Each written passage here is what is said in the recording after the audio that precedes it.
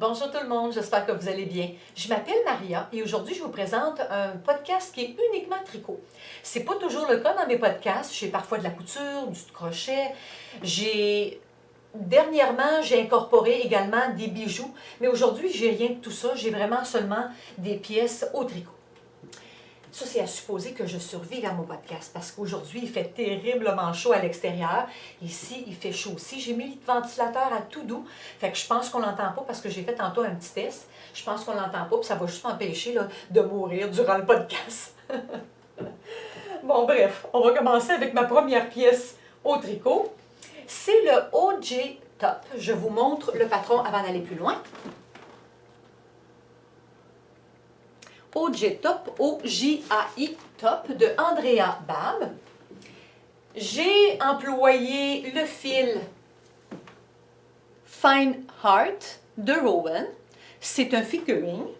En fait, ce n'est pas la grosseur que recommande la designer.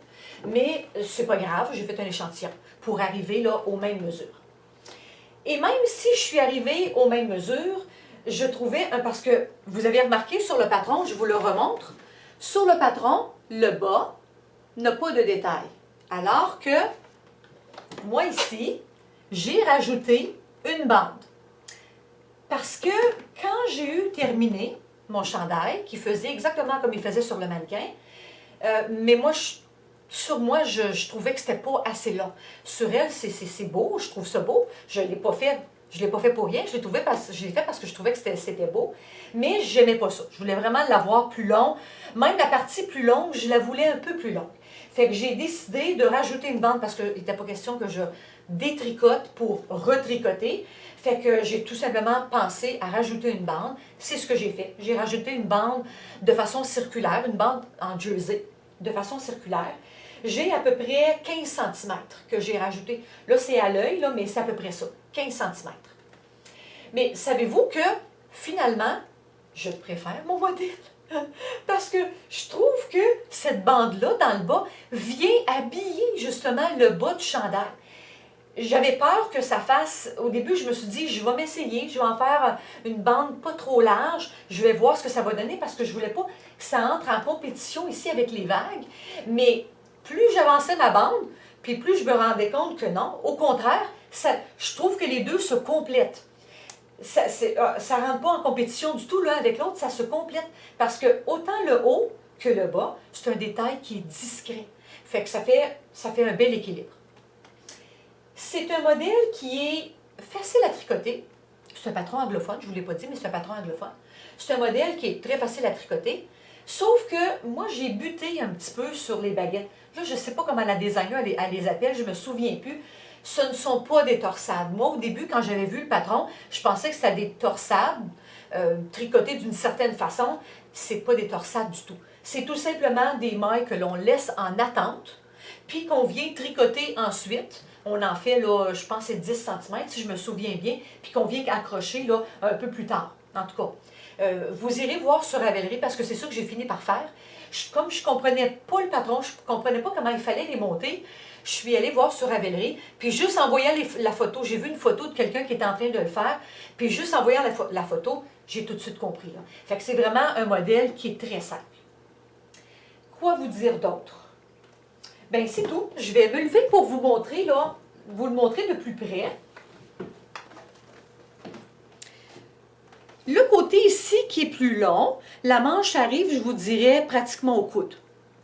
Moi, j'ai rajouté, ça me fait penser, en voyant l'image à la caméra, moi, j'ai rajouté 2 baguettes supplémentaires.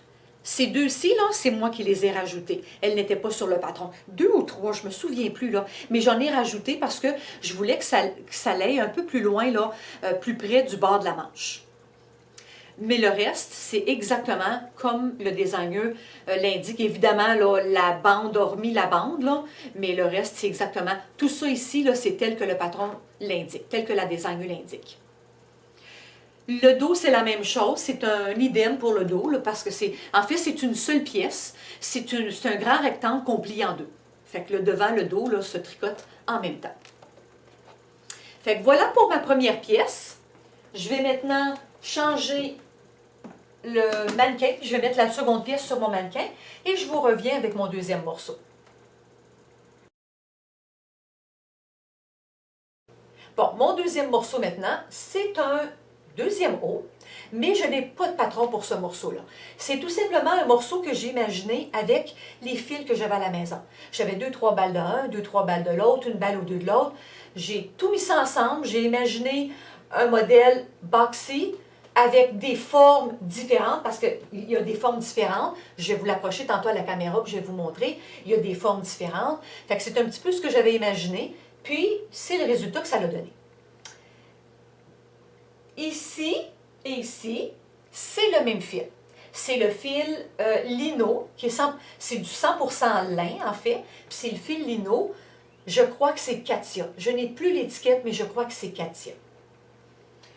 Ici, c'est le fil lagne, le fil Ella de lagne, et c'est un mélange principalement de viscose et de coton. Je crois qu'il y a aussi un peu de polyester, mais je suis moins certaine, mais c'est principalement du coton et de la viscose. C'est pour ça qu'il y a une texture dans la couleur, parce que le coton il est mort, la viscose est luisante, mais également dans les grosseurs de fil, ils ont mis des grosseurs de fil différentes, ce qui fait que ça fait de la texture dans l'ensemble. Finalement, c'est dans l'ensemble, ça fait de la texture. Quoi vous dire de plus? Je vais approcher ma pièce pour que vous puissiez voir le détail, parce que le dos n'est pas pareil au devant. Bon, je commence ici par ma petite manche. En fait, les manches arrivent à hauteur du coude. Je vais vous insérer une photo de toute façon avec le chandail sur moi, ça va vous donner une meilleure idée.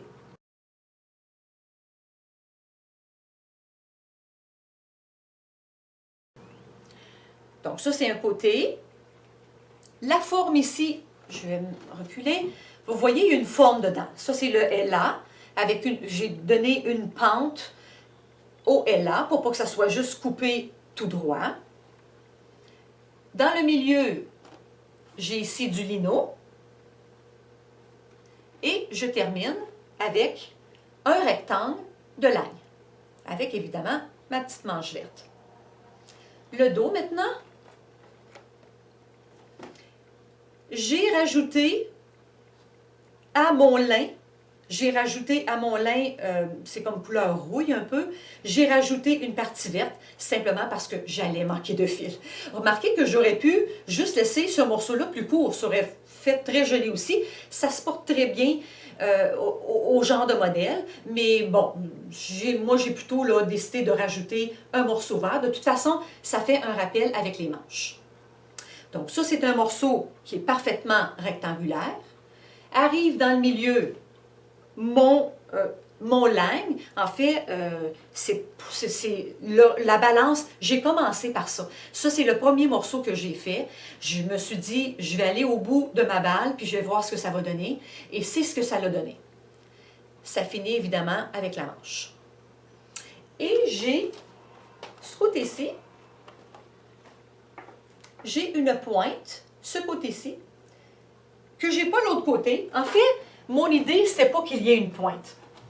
Mais c'est que quand j'ai fait le morceau devant et que j'ai voulu marier, que j'ai fait le morceau dos pour ensuite l'assembler au morceau devant, j'ai voulu les marier les deux ensemble, je ne suis pas arrivée à faire la même pente en avant que j'avais à l'arrière, ou à l'arrière que j'avais en avant, là. Mais je ne suis pas arrivée à faire les mêmes pentes pour les marier. Ça me faisait toujours comme un drôle de surplus.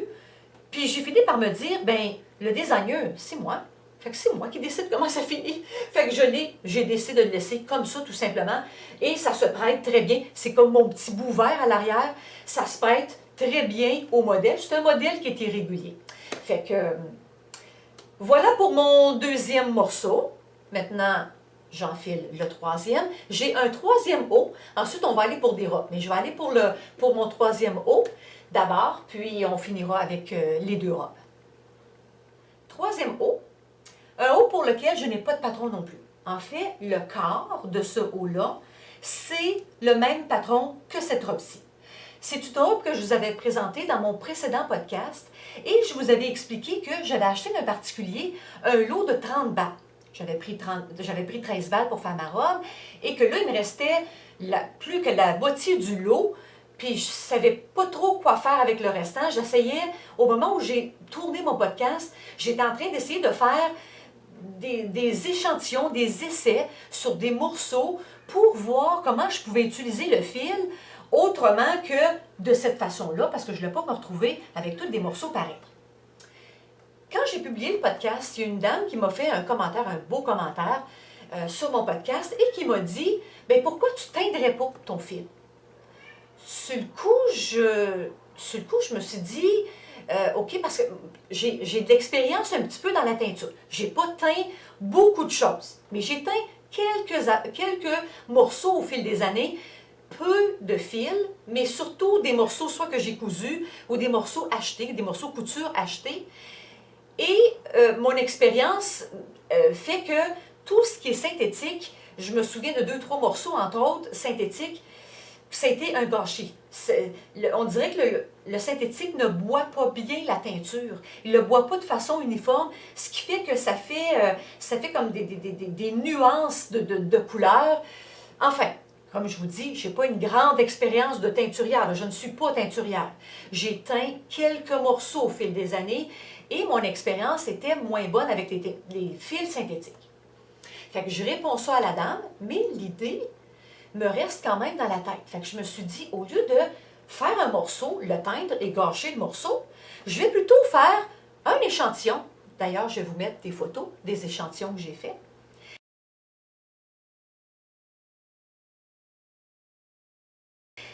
Je vais faire un échantillon, je vais teindre, dépendamment de comment l'échantillon va réagir. Là, je pourrais voir si je vais de l'avant pour un morceau ou pas. Eh bien, j'ai été agréablement surprise. D'ailleurs, vous avez vu les échantillons. Et là, vous voyez le résultat final. Ce que je croyais qui allait arriver, en fait, c'est le contraire qui est arrivé. Ma viscose, qui est ma partie qui est lui. Oh, je vais m'approcher, vous allez mieux voir. Ma viscose, qui est la partie qui est la plus noire, qui est la partie lustrée, a très bien pris la teinture.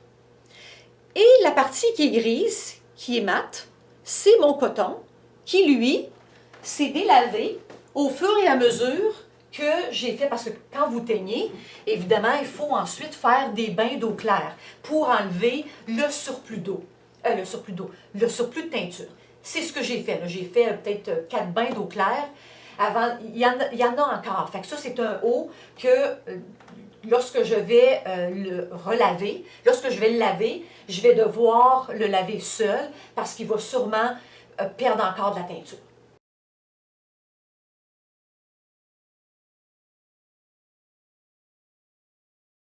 Mais en tout cas, tout ça pour dire qu'au fur et à mesure que je faisais mes bains d'eau claire, le coton devenait plus pâle jusqu'à devenir gris pâle. Il ne redeviendra pas blanc, là. Je ne suis pas inquiète, il ne redeviendra pas blanc. Mais ça se peut qu'il repâlisse un petit peu encore avec le surplus de teinture qui est encore.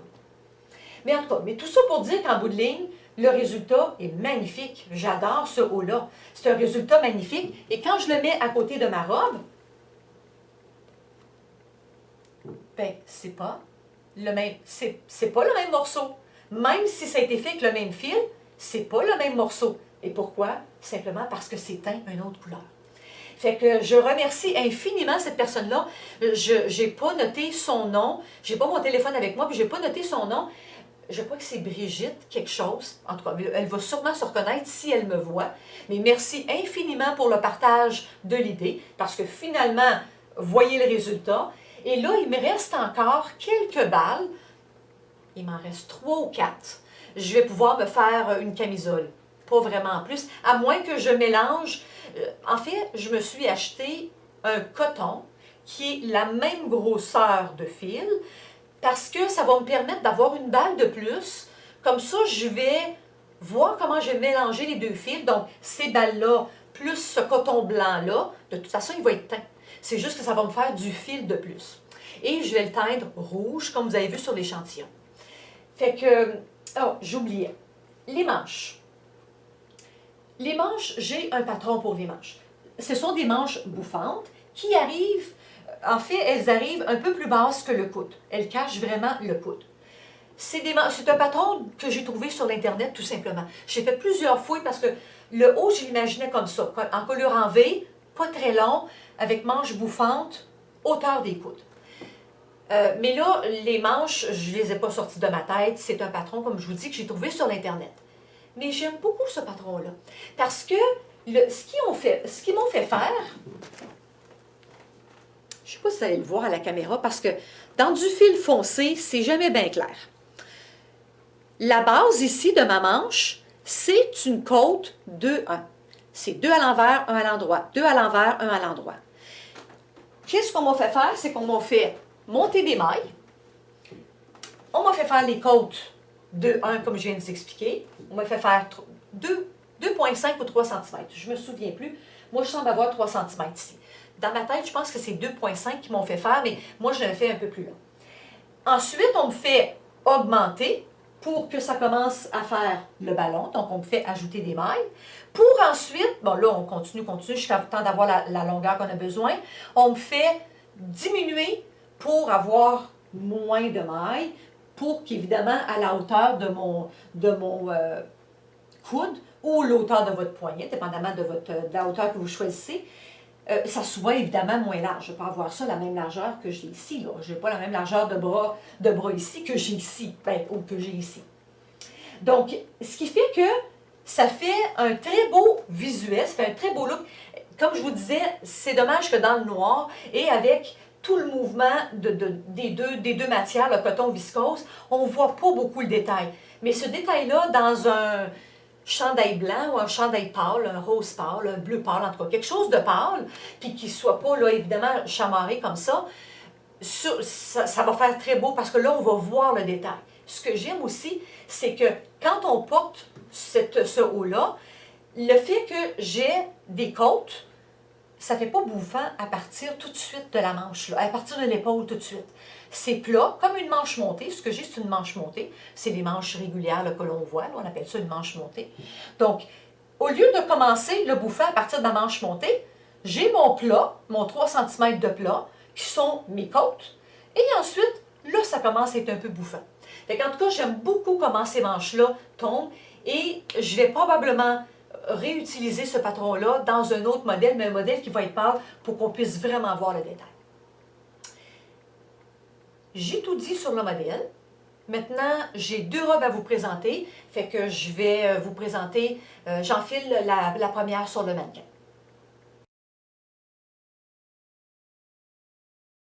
On y va pour une robe maintenant. En fait, c'est un haut que j'ai converti en robe, un haut que j'ai pris dans ce livre-ci, Concept, par Katia. C'est le modèle bleu. Un modèle qui est très facile à faire. La dentelle, ce sont de simples jeux de mailles ensemble et jetés. C'est tout simplement ça. Le dos, le devant, c'est la même chose. Le même design qu'en avant, c'est le même design que dans le dos. J'ai commencé, étant donné que ce n'était pas une robe, ben moi j'ai commencé le bas, j'ai fait un simple jersey, mais je voulais commencer à ajouter du détail pour que ça puisse bien se marier au haut. Je ne voulais pas avoir juste un bas en simple jersey.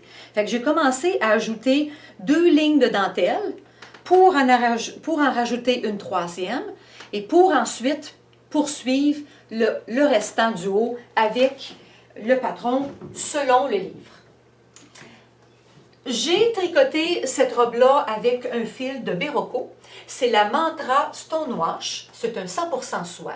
De la soie, c'est très facile et agréable à tricoter. C'est agréable à porter. Là, je l'ai porté une fois la robe. C'est agréable à porter, c'est fluide, ça donne une belle souplesse au morceau. Mais là, il y a 2 choses. C'est teint à la main. Vous me l'auriez sûrement dit. On voit le changement de balle. Je vais vous dire honnêtement, ça ne me dérange pas. Je m'en étais pas aperçue en avant. Je m'en suis aperçue en avant, là, je l'ai vu quand il était en train de sécher, bloqué. C'est là que je l'ai vu. Mais en arrière, je m'en étais rendu compte. J'ai voulu à un moment donné, je vais m'approcher, j'ai voulu à un moment donné alterner les balles et voilà ce que ça a fait. Fait que c'est quand même visible. C'est visible différemment. Au lieu d'être visible de façon plus nette, c'est visible de façon plus diffuse, mais c'est visible quand même. Bon, vous dire la vérité, ça ne me dérange pas. C'est une robe faite à la main, c'est d'un fil teint à la main. Ça fait partie des irrégularités d'un fil teint à la main. Fait que c'est pas, bien sûr que j'aurais préféré que la robe soit unie.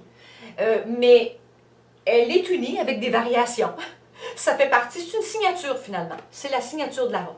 En plus, pendant que, bon, elle était déjà bloquée, elle était sèche, j'ai une amie qui vient à la maison et je lui ai dit, j'ai dit, garde Hélène, c'est ma nouvelle robe que je viens de finir de tricoter. Là, elle est bloquée, elle est prête à être portée. J'ai dit, la seule chose, c'est qu'on voit les lignes de démarcation pour le changement de balle. Elle dit, ah, elle dit, c'est pas naturel ça. Elle dit, je pensais que c'était voulu la dégradation de couleur. Mais c'est parfaitement voulu la dégradation de couleur. C'est parfaitement voulu, Hélène. Au fond, ça venait juste de me confirmer que, tu sais, c'est nous, tricoteuses, qui voyons ça comme des balles qui n'ont pas été changées ou qui n'ont pas été alternées. Puis encore, elles ont été alternées ici. Mais les gens ne le voient pas vraiment. Ils voient qu'il y a une différence, oui, mais ça fait partie tout simplement du tissu. Ils vont en faire moins de cas que des tricoteuses.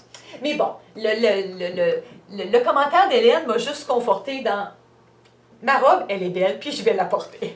Fait que je vais la porter, puis si jamais, à un moment donné, ça me dérange, je peux tout simplement la teindre. Mais pour le moment, c'est pas dans mon idée. La petite chose qui me dérange peut-être un petit peu plus, puis que j'aurais dû le savoir, par exemple, parce que j'ai déjà travaillé des fibres naturelles, ben, de la soie puis de la laine en tissu, c'est que de la soie, c'est une fibre naturelle qui a un petit peu, comment je pourrais dire, d'élasticité dedans. Avec la chaleur, ça prend une certaine forme. C'est la même chose avec le tissu. Si vous faites un col de tailleur, par exemple, c'est de la soie ou c'est de la laine, si avec votre fer à vapeur, vous donnez une courbe à votre fibre naturelle, elle va prendre la courbe que vous lui donnez. Ici, c'est la même chose. J'ai porté la robe pour aller au restaurant avec mon amie Ginette. On est resté au restaurant peut-être 1 heure, 1h30.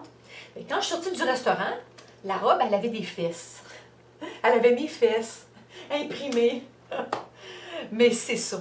De la soie, c'est ça. C'est que ça aurait peut-être été mieux dans ce cas-ci, au lieu de faire une robe droite, de faire une robe avec une jupe évasée.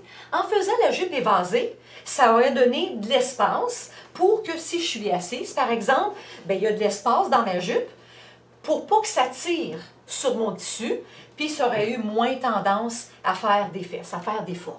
Mais bon, coudonc, ça fait partie, encore là, ça c'est comme le dégradé voulu. Ça fait partie de la signature, ça fait partie de la robe, puis je vais quand même la porter avec fierté pareil. Fait que c'est tout pour cette robe-là. Maintenant, avant que je meure de chaleur ici, puis que la lumière s'en aille complètement, parce que je ne sais plus quelle heure qui est rendue, là, mais j'ai une autre robe à vous montrer, c'est la dernière, qui va clore mon podcast.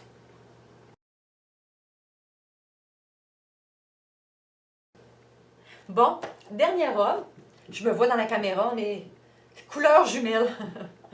C'est très semblable. C'est pas pareil, mais c'est très semblable. Le patron, c'est un patron de haut que j'ai converti en robe.